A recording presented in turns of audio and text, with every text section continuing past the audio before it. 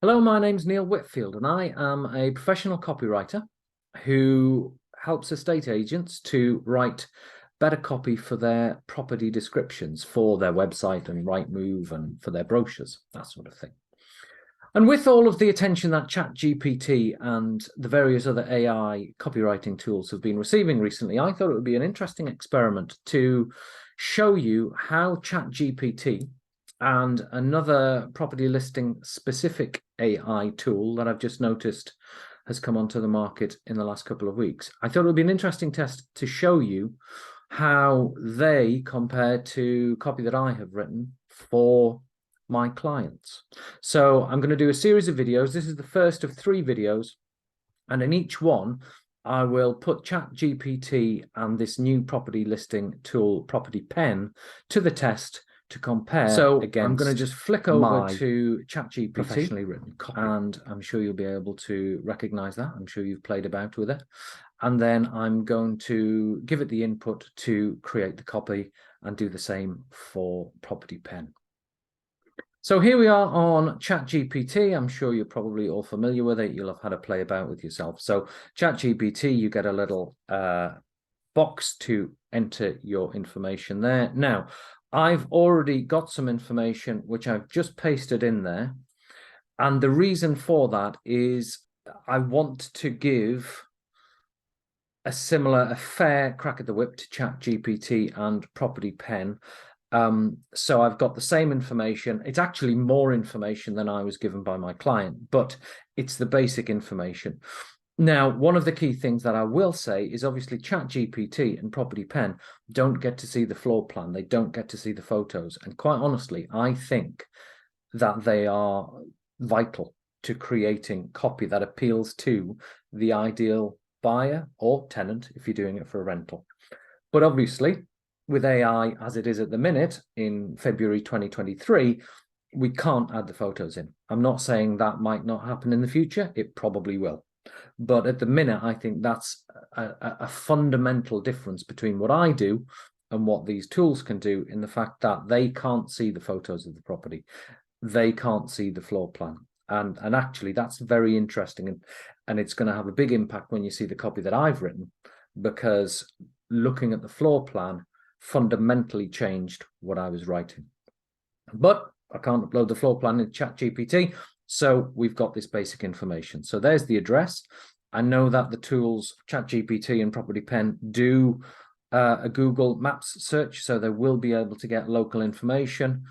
It's a 4-bedroom detached family home. There's some information about it. It's got a games room that's big enough for a snooker table, large master bedroom, drive, garden with a cabin close to the town of Whittlesea. So there you go. So what I'm going to say is, right, I've got to talk American to it. Oh, do I do? I'll put estate agent.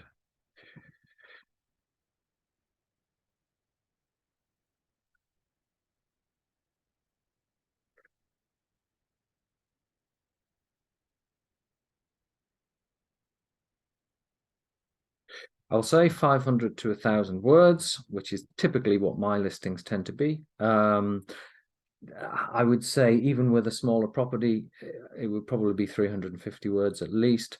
The listing should be 500 to 1,000 words in total. Listing should appeal to an affluent family. What I want to do is the first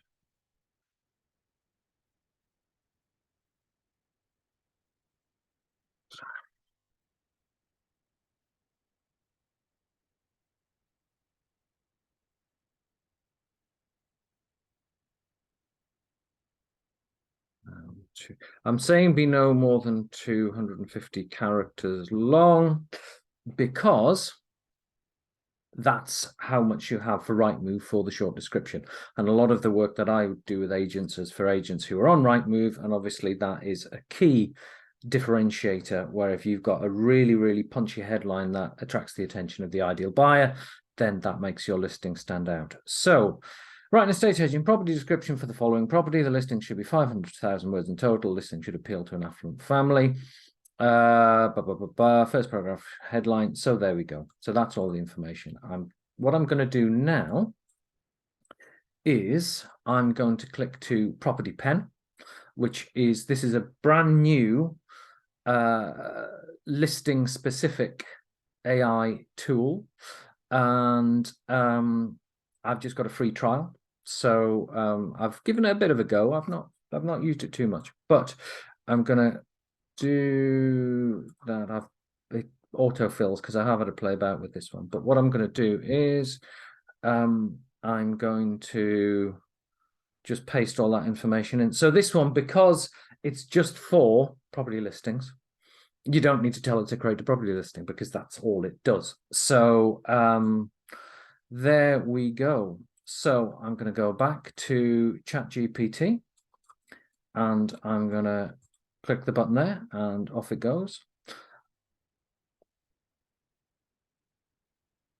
Okay.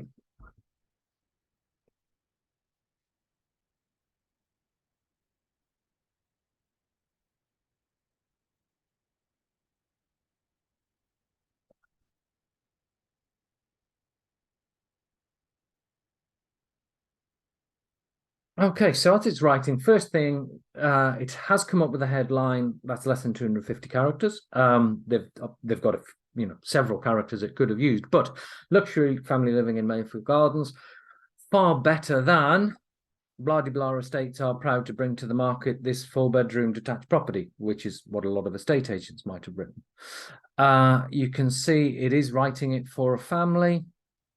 You can see there that it's trying to be, so there it's done. Let me just go up to the top and have a look. So, luxury family living, nestled and sought after area of Mayfield Gardens, stunning 4-bedroom detached. I've got a big problem with words like boasting. I class it as estate agent's cliche, but I didn't tell ChatGPT to avoid that, so there you go.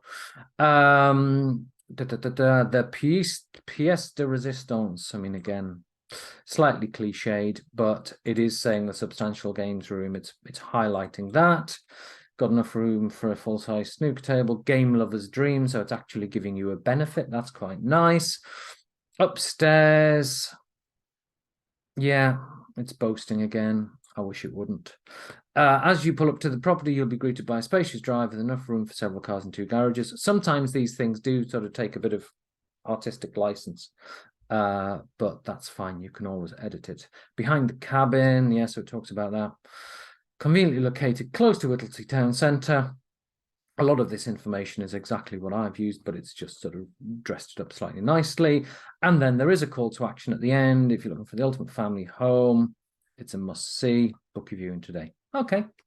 Now, what I'm going to do is I'm going to create the listing on PropertyPen so you can see how they compare.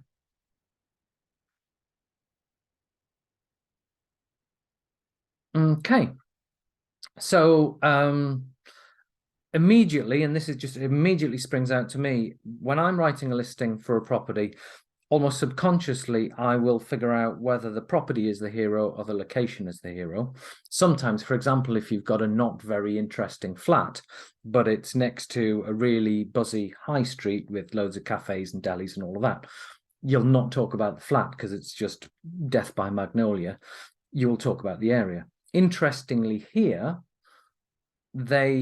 PropertyPen, the AI, has focused in on the area.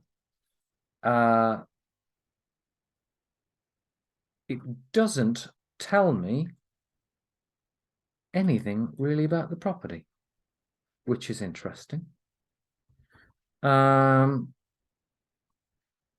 What I might do, I might have confused it. So that is possibly my fault. What I'm going to do is get rid of that. This is what you get when you're just doing things on the fly.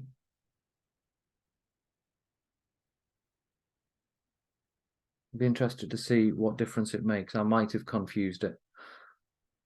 Okay, so yes, I think probably because I put the address in there on that. So I think putting the postcode and the address in the key elements probably confused it. So you live and you learn.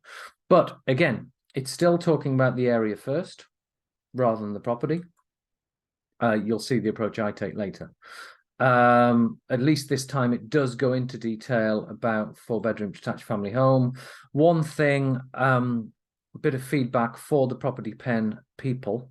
Not that I necessarily want to make their offering better, but perhaps they should have a way of you to control how many characters are in the first paragraph so it does fit with Rightmove. Obviously with Chat GPT, I could tell it that, but with this input method, it doesn't. So here we go. I will say it doesn't really add a huge amount more to the basic property details, but there you go. Now, one of the key things that I always do when I'm writing my property listings is check for readability. Estate agents have a habit of using big, long, complicated words to try and blow smoke in the direction of the vendors, and also to try and make themselves sound intelligent. That would work if I could get my words out. But actually, for a readability point of view, you need to use short, simple sentences with short, simple words, because if you aren't understood, you can't persuade. So one of the things that I do before ever sending copy across to a client is plug it into a readability tool, which is excellent, called Hemingway app. And simply by copy and pasting that in there, you get to see the readability grade. Now, this is an American tool, so it's grade, it's US reading grades, grade 11. So you can see that. Now, what I'm going to do is I'll just duplicate that, and then I will put in what Chat GPT has produced, and that's grade 10.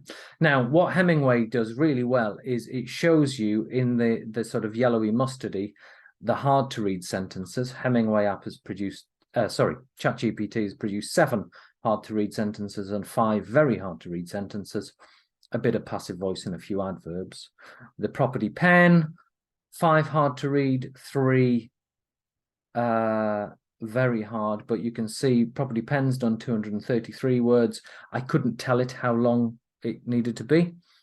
ChatGPT obviously did, well, it still did less than the 500 words that I asked for, interestingly, but it is a bit longer. So both of those, I would say, when I'm writing for clients, if it is a bigger, better property, I'll aim to get it to grade 8 or at worst 9 with bigger, better properties, because you tend to need to use bigger words, to be quite honest. If you've got a smaller property, then you can get it down. I always aim to get under 8, 7 or 8. If you've got a simple property and you're being really pithy, you can get it down to 5 or 6. 2-bedroom terrace, I'd want it to be something like a 6. But anyway, so that is just doing the readability test. Both of them, I would say, are quite similar, and both of them are okay, probably better than most estate agents would write themselves. So I just want you to see now what I have written for my client, and this goes back a while ago, and this touches on what I said right at the start, that my approach fundamentally changed when I saw the floor plan, because the details from the client said it's got a big games room, but it didn't tell me where the games room was. And what I saw was that this property had quite a traditional layout with separate kitchen and dining room and reception rooms and what have you. And I was just thinking that a lot of people now like knocking down walls and creating some huge impressive space for getting everybody together and having a big island unit, and it's a bit of a cooking and dining and socializing space altogether, which is exactly what I focused on with this headline. So you can see here, this is 225 characters. this bit, so fits nicely into Rightmove. And it's appealing to the curiosity and the emotions of the ideal buyer. You know, relive your own thrilling crucible final is a bit more of an interesting way of talking about the snooker room than saying it's got a snooker room, or create the ultimate living, dining and kitchen space. The choice is yours. And then, you know, to call this a 4-bedroom family home doesn't begin to describe the massive potential. We're talking about potential. This was a property, when you looked at the photos, it was one of those that's been really, really nicely looked after, but was a little bit dated. I say it's got a traditional mid-90s ground floor design, so separate rooms rather than the more modern open plan style. You can see as well as I do it here, I don't like big blocks of text, so it's short. You know, a paragraph is very rarely more than a couple of sentences with me, and that breaks it up and makes it a lot more readable. I talk about the games room. You know, I talk very conversationally. You know, you might be handy with the queue and fancy yourself. If not, you may already be dreaming about the stunning potential, because we want people to visualize what they're going to be like in the future. So this is my approach there. You will see mine is a hell of a lot longer. And I talk about, rather than being a certain distance from Peterborough or wherever, I always talk in terms of how long it takes to get there, because people don't deal with 3.2 miles, they deal with 20 minutes. So what I'm going to do there, and I have a, you know, I talk about, for families with children, the primary school is less than 5 minutes away in the car. It's not much further for older kids. So again, it's about them visualizing their future life in the property. You could keep the property as is and it would be fantastic, or you can make it a lot better. Now, interestingly, even with a bigger, better property and a lot more words, when I plug this into Hemingway app, grade 7. And it's 620 words. So 10 sentences are classed as hard, none very hard. But grade 7, I'm happy with that. But I think this is an interesting test because I think both of the AI tools would need work, to be honest. I think they've both got strengths and weaknesses. Neither of them particularly well. Chat GPT didn't follow the instructions in terms of making it 500 words minimum. It did follow the instructions in terms of having a headline which would appeal to an affluent family. But I would say it's still going to need work. It's got a little bit of cliched writing, boasting, pièce de résistance, all of that. I don't think they really add too much to the basic information.